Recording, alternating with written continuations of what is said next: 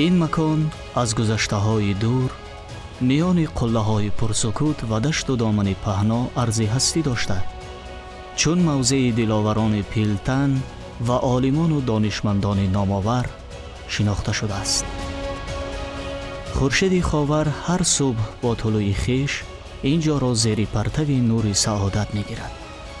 گویا نور محبتش را روی خاک این دامن مهربار فراوان بخشیده که از طول تاریخ تا حال یکی از گوشه‌های آفتاب رویه و حاصل خیز سرزمین تاجیکان با نام کنگورت باستان معروفیت دارد.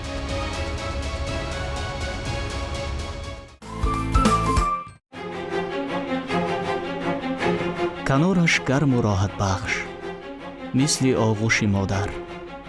در تل و تپه و پشته های پر از گرد محبتش ایام کودکی چقدر بزرگان و شخصیت های فرزانه پسی سرگشتند که خدمتشان در پیشرفت علم و فرهنگ تاجیک افتخار آفر است. امروز نیز کودکان خوشحاله زمان استقلال خوشحالانه در دامن فراخ مهرآفرینش دو و تاز و شوخی و بازی میکنند. کی میداند شاید آنها نیز چون شاعر و عارف بزرگ حاجی حسین، هنرمند ممتاز کریم شیش کنگورتی و ده‌ها عالمان و هنرمندان معروف این دیار به کمال رسند.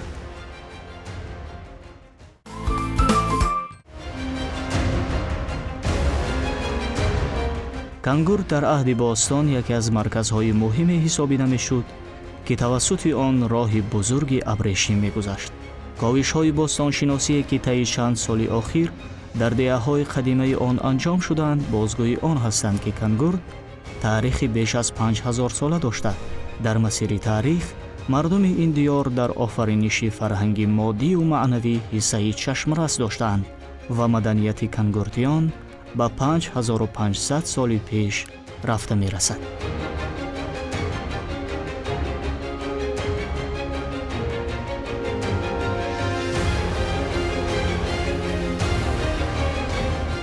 در واقع این دیار با طبیعت افسونکار و با همه دلربایی‌اش هر یکی را مفتون و به گذشته دوری تاریخی میبرد.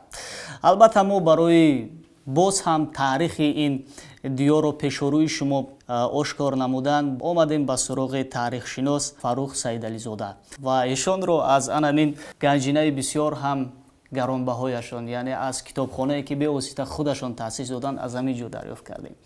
و استاد من میخواستم صحبت رو پیش از همه از واژه کنگورت آغاز کنیم که یعنی کنگورت چی معنی دارد و این سرزمین چگونه تاریخی رو پشت سر نموده است. واقعا کنگورت اسم نام بسیار تاریخی است، با واژه های سعودی قدیمی ما رفته میرسد. کند این در بسیار نامگذاری محل های قدیمی ما، مراکند، سمرقند امروزه، کندهار مکان گرم افغانستان، پنجکت یا پنجکند، کندی بادام، چنین نامگذارها از قدیم تا به امروز با ما آمده رسیدند. کنگورت به یک جمله این مکان پهلوانان، مکان بزرگان. گورد به معنای پهلوان در شاهنامه در چندین مورد به همین معنا توصیف گردیده است. تاریخ قدیمی کنگورت از باششگاه باستانشناسی کنگورتوت اگر نظر افکنیم، قبط پایانی مدنیت آخر سنگ با 5500 سال و قسمت بالایی مدنیت کنگورتوت باشد با 4700 سال تاریخ دارد. این از آن گواهی می دهد که نیاگان ما، گذشتگان ما در دوره های دورادور از این مکان زمین هایش فراخ، سیرآب، زمین هایش حاصلده بر وقت استفاده میکردند. شرایط کنگورت چی بر رشد چارباداری، چی بر رشد زراعتکاری و باغکاری بسیار مساعد است. برای همین آدمیزاد در این مکان ها بسیار از قدیم باز مکان کرده است. از مأخذهای تاریخی روشن است که توسط اینجا راه بزرگ ابریشم میگذشت. بله. و اینجا یکی از مرکزهای مهم به حساب میرفت. بله، بسیار تاریخ نگاران عاید عبور کردن راه ابریشم با واسطه پل سنگین معلومات دادم که یکی از راه‌های مهم ابریشم با واسطه پل سنگین عبور کرده به خطلان زمین می آمد و از قدیم باز همین راه پل سنگین با واسطه توتقبول با واسطه عقبه گلوی زندان به کانگورد می فرامد و از کانگورد با واسطه قزل مزار با واسطه سرای کمر با واسطه کلوب عبور کرده و از دریای پنج گذشته جانب افغانستان میگذشت که یک چند راه یعنی 3 خط راه را در بر میگیرد. در سالهای اول حکومت شوروی هم کانگورد همین موقع استراتژی خود را از دست نداد. برابر ساخته شدن اولین راه‌های اتومبیلگرد همین راه ابریشم یاردم رساند و همین راه از نو برقرار کرده شد. اولین کاروان‌های ماشین‌ها با واسطه دوشنبه، نارک، پل سنگین، عقبه گل زندان به کانگورد آمده. از اینجا به یک سمت به کلوب، به سمت جنوب به دنغره و سرای کمر و به سمت شرق باشد به خاولینگ و سری خسار حرکت میکردند. یعنی موقع کانگورد بسیار موقع استراتژی رو اشغال میکرد. فکر میکنم با این صحبتی که ما داشتیم البته بیننده ما از تاریخ کانگورد باستانی برای خود بیشتر معلومات خوب گرفتند و بیننده های عزیز یادآور میشیم در صحبت بودیم با تاریخ شناس فروخ سیدعلی زاده. البته سفر ما در کانگورد ادامه دارد.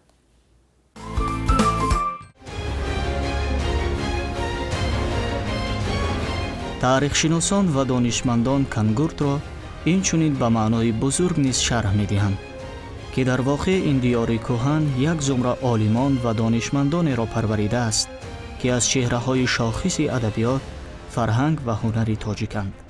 در خطار بزرگمردان علم و دانش که با کلک سحرناک و سخن سرشار معنی نامش را به یک عصر این جانب ورد زبان دوستداران حرفی والا نموده است، حاجی حسین کانگورتی می باشد. این جهان را هر کی آمد یک زمان نادیده رفت، گل اگر بشکوفت اما غنچسان نادیده رفت. از برای پرسشم آمد طبیبی مهربان، درد من بسیار بود و هیچ از آن نادیده رفت. حاجیا نیکوترین مردمان دانی که کیست، آن که عیبی خویش دید و از کسان نادیده رفت. بله، واقعا خلق تاجیک به جهانیان یک زمره نابغگان و سخنوران بزرگی را بخشیده است که در پیشرفت علم و فرهنگ جهانی و تفکر انسانیت نقشی باسزا گذاشتند و از شمور این گونه شخصیت‌های برآمند تاجیک که در پیشرفت علم و فرهنگ تاجیک و بخصوص در جریان معارف پروری سهمی بغایت کلان گذاشتند، حاجی حسین کانگورتی میباشند که در همینجا سال 1868 به دنیا آمدند. حاجی حسین کانگورتی در چی محیط به وایه رسیدند و چگونه تأثیر بود به آنها که واقعا به حیث یک نفر شاعر و خطاط بسیار هم معروف در جهان معروفیت خیلی بلند را کسب کردند. کانگور رفتی سلام بگو بر قیره، حاجی حسین علمای شرقیره، مولانا یوسف زاده این دیار، هم گرگی بیگ چله چوراقیره. آره، حاجی محمد حسین کانگورتی او رو همه میشناسن با این نام در مقیاس جمهوری و بیرون از مر جمهوری او رو هم حاجی حسین خطلانی میشناسند. برای با معرفت بر آمدن فرزند خویش پدر او بسیار غمخواری ها نموده، او رو به بخارات برای تحصیل علم میفرستاد. او در بخارات تحصیل علم نموده، از اونجا به سفر حج میبرد به مکه. در این سفر به مکه منوره رسیده، از اونجا تو به فرنگستان میرسد. از اونجا در این سفر دراز او روز به کانگورد اومده، به خدمت پدر و مادر کمر میبندد و در نیستان مدرسه ساخته با نیازمندان درس حکمت می‌آموزد که این بهترین طاعت است. تحصیل ابتدایی را در همین زادگاه خودش که 18 مدرسه در اینجا بود در همین جا گرفته و پسان به بخارا می رود و در همونجا نزد عالمان بسیار هم دانشمند علم آموزد و وقتی که او به همون давлатҳои ғарб меравад. Чигуна сарнавишт ин чигуна мешавад дар инҷо? حاجی شرف و حاجی حسین سال 1916 سفر میکنن به حج. خیلی دولت‌های ترکت جهان میبینن که در اونجا پویز میبینن، سامالوت هم میبینن، خیلی ماشین هم میبینن. بعد اومده در اینجا پیشگویی میکنن که گازیت هم میبینن که گازیت مردم گازیت خونده است. بعد اینجا اومده با طلبا میگن که ما پگاه شما هم دانشمند میشوید، شما هم میخونید، شما هم مکتبا تشکیل میشود. همین مکتبا دا میخونید بسیار دانشمند جهان بینیتون واسه میشه، جهان چی میگن. بعد خیلی خلاصه همین خبرها با میری بالجوان میرسه. میری مالجوان این دیوانش دست یک گپو نسبت یادم از خانوی باد میکنن، کارهای باد میکنن، خیلی همون نیمچه ملاها و نیمچه چیزا. بعد حکم میبرن که سنگسار، حکم میبرن سنگسار. لیکن این آدم که بسواد بود با بخارا مینویسونه، امیرعلی خان دا مینویسونه که ما میخیل. او وقتی که امیرعلی خان با راسته پوچوی رفت آمد و گفت شنید بود یا امضاشون که بود. اوجا بعد ما چی میکنن که او دا کاردار نشن. حاجی غم زمانه دلریش مباش، در بند حسدخوران بدکش مباش. چون خواجه برای خویشتن آرایی، تشویش شماری هر کم و هر بیش مباش.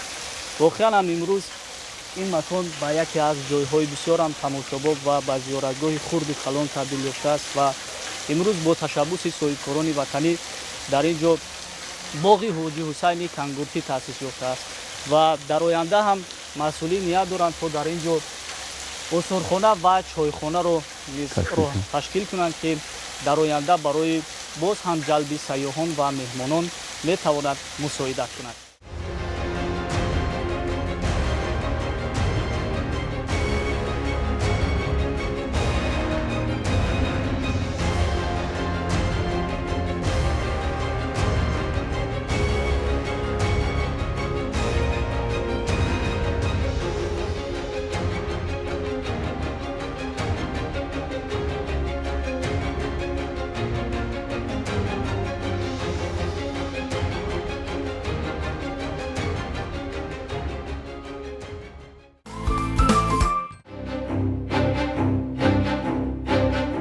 با به دست آوردن استقلال بگزند و فراهم آمدن وحدت ملی، جماعت دهاتی کنگورت ناحیه تیمورملک هرچی پیشرفت نمود و به دستاوردهای نظررس در ساحه‌های مختلف نائل گردید.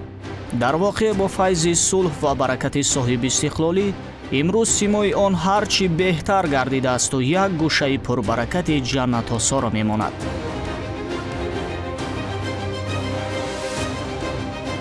گلستان و میسزاران کنگورت روز از روز این دیار باستانی را سبزنامان کردند و در همه جا آهنگ بیداری و یک پارچگی مردم به چشم می رسد.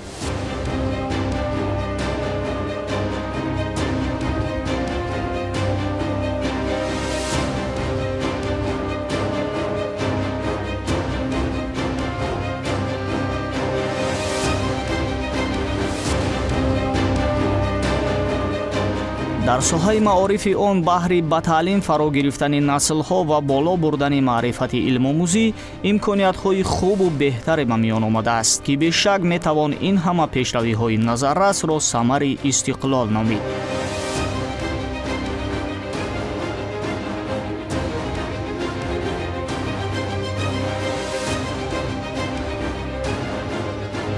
طی چند سال اخیر زیاده از 7 مؤسسه تحصیلات میانه در حدود جماعت با صفت بلند ساخته و به استفاده داده شد که روند علم آموزی خوانندگان در سطح بلند میباشد. جهت بهتر و خوبتر به راه ماندن تعلیم و تربیت با نظر داشت برنامه کامپیوتر کنونی کشور، تمام مؤسسه های تحصیلات عمومی جماعت دهات کنگورت با تکنولوژی کامپیوتری تامین بوده خوانندگان در بهترین شرایط به تحصیل فرا گرفته شدند. در جماعت دهات کنگورت برای سری وقت پیشگیری نمودن از همه گونه بیماری‌ها و رسانیدن کمک اولیه به ساکنان بیمارخانه مرکزی فعالیت می‌نماید که با کادرهای بلند اختصاص تامین بوده دوام 24 ساعت به مردم خدمت سری وقتی می‌رسانند. дар ҳоли ҳозир барои дар сатҳи баланд сурат гирифтани амалиёти ҷарроҳии беморон беморхонаи марказӣ бо дастгоҳҳои наву замонавӣ ва таҷҳизоти мутобиқ ба талаботи замони муосир таъмин карда шудаанд ва бартараф намудани касалиҳои сироятӣ, баланд бардоштани савияи дониши мутахассисони соҳа ва такмил додани системаи тандурустӣ барномаҳои миллӣ амалӣ шуда истоданд. дар назди беморхонаи мазкур маркази ёрии таъҷилӣ ва муассисаҳои кӯмаки аввалияи тиббию санитарӣ, ҳуҷраҳои давлатию хусусии даҳонпизишкӣ, ҳуҷраҳои ташхисии ултрасадо ва шумораи зиёди дорухонаҳо мавҷуд мебошанд, ки бо сифати баланд ба аҳолии ҷамоати деҳоти Кангурт ва берун аз он хидмати тиббӣ мерасонанд.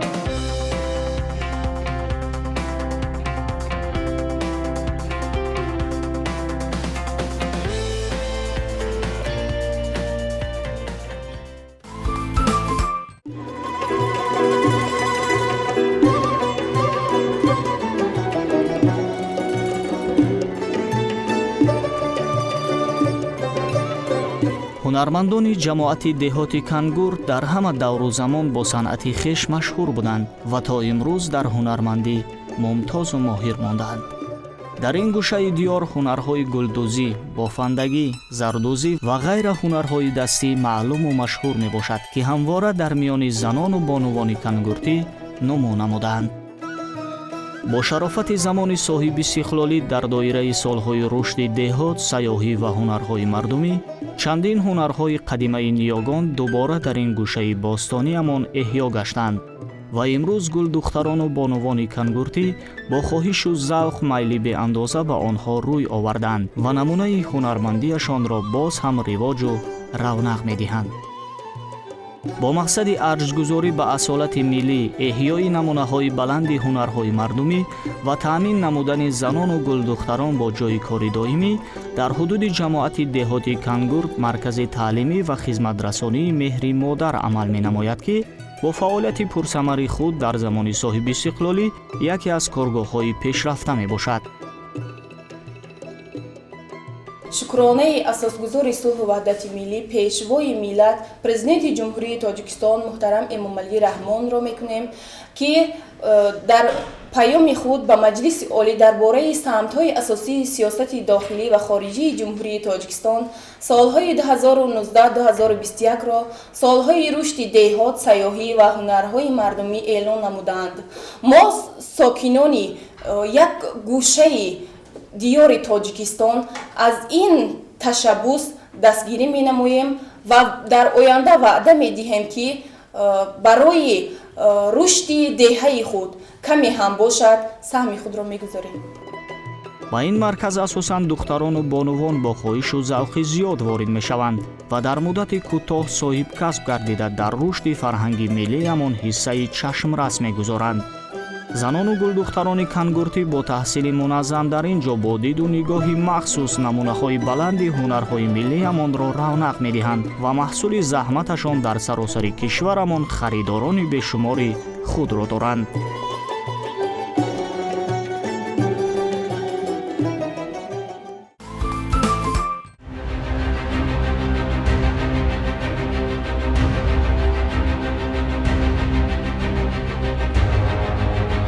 кангурт бо домани фарохи ҳуснофарин аз як қатор маконҳои ҷолиби таърихӣ иборат мебошад, ки тамошояшон дар воқеъ ҷолиби диққат ҳастанд. ҳолаҳои ин ҷо як ҷои бисёр ҳам таърихиро ба оғӯш гирифтанд, ки бо номи Кангуртут маъруфият дорад. муҳаққиқон ба он назаранд, ки Кангуртут яке аз қадимтарин мавзеъҳо буда, ҳудуди умумии он 3 гектарро дар бар гирифта, дар баландии 1000 метр аз сатҳи баҳр дар домана кӯҳҳо ҷой гирифтааст. сокинони Кангуртут асосан зироаткорон буданд. дар ин ҷо нишонаҳои қариб тамоми намуди ғалладонаи Осиёи Миёнагӣ ёфт шуданд. яъне мардуми Кангуртут дар аҳди қадим аз кишоварзони мумтозе буданд, ки дар парвариши ғалла дасти тавоно доштанд. бинандаҳои арҷуманд, бо тай намудани 8 километр роҳ аз маркази ҷамоати деҳоти Кангурт мо омадем ба яке аз ҷойҳои бисёр ҳам ҷолиби таърихӣ ҳамроҳи таърихшинос Фарух Саидализода, аниқтараш ба Кангуртут. ҳамин тавр? бале. дуруст аст, ки ан ҳамин номи Кангурт бевосита аз анамин кангуртут бархост аст. аз асрҳои қадим то асрҳои миёна кангуртут ва кангурт макони зисти одаму одамизод буд. ин ду воҷа аз ҳамдигар фарқ мекунанд. дар таърихномаҳо кангуртут якчанд хел навишта шудааст.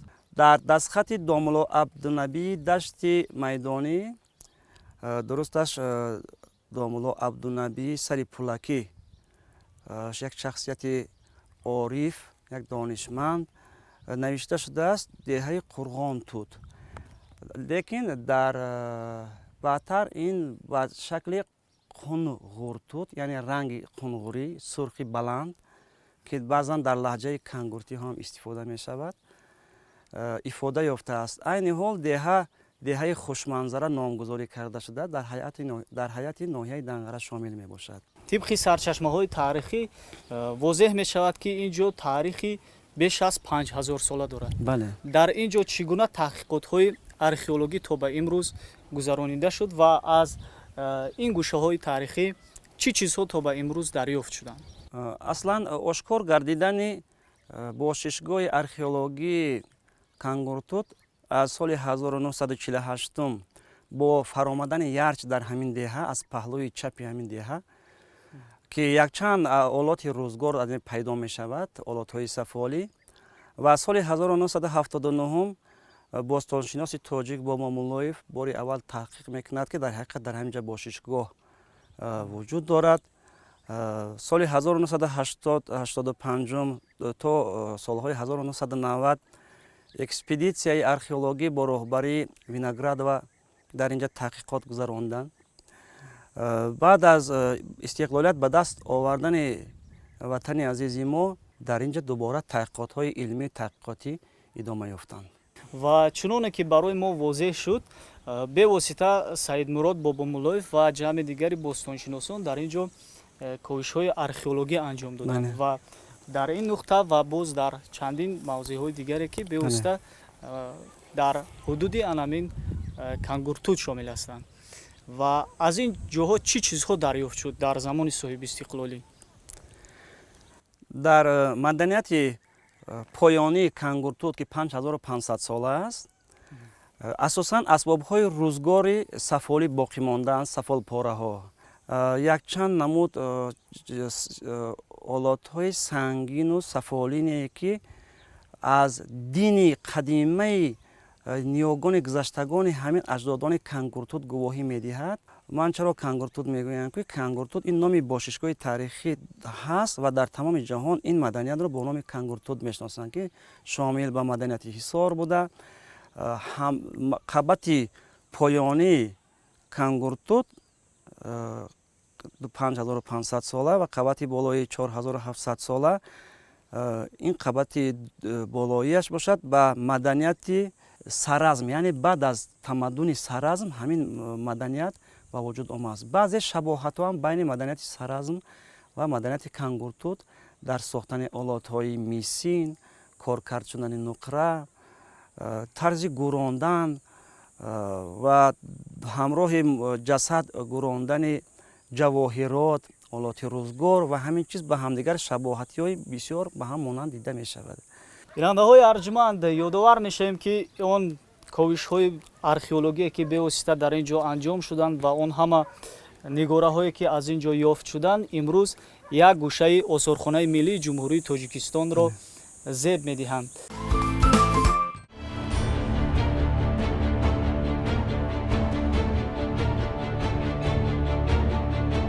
Кангурт ҳамчун диёри қадимӣ ва биҳиштосои тоҷикон рӯз ба рӯз ба муваффақиятҳои чашмгир ноил мешаваду симояш ҳарчи дилработар мегардад.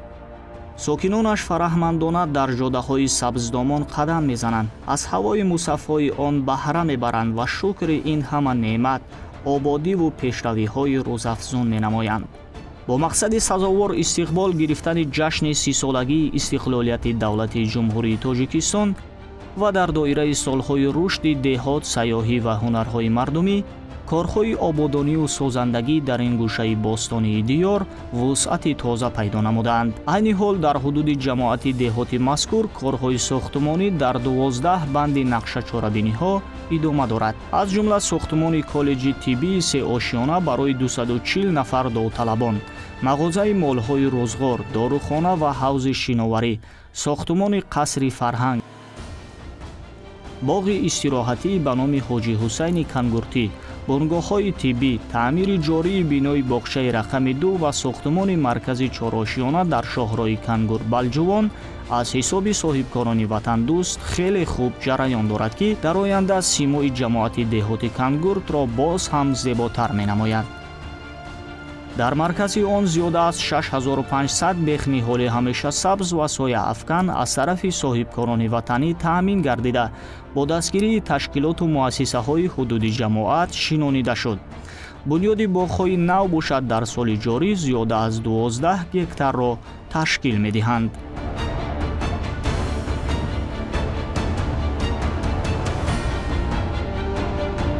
ҷамоати деҳоти Кангурт имкониятҳои васеъ барои қабули меҳмонони дохилу хориҷ дошта, тамошогарони ин гӯшаи зебои Тоҷикистон метавонанд бо шоҳид шудан аз маконҳои ҷолибу дидании он дар беҳтарин меҳмонхонаҳои замонавӣ истироҳату фароғат намоянд. ҳамакнун муфаршкунии роҳи Кангурт Балҷувон дар сатҳи баланд ба анҷом расидааст. меҳмонон ва сайёҳон метавонанд тавассути роҳҳои сифати олӣ ба ҷойҳои ҷолиби таърихиву сайёҳии ҷамоати деҳоти Кангурт ва дигар ноҳияҳои хушманзари Тоҷикистони дилороямон сафар намуда аз табиати мафтункунандаи ин сарзамини паҳновар бардоштҳои нек дошта бошанд.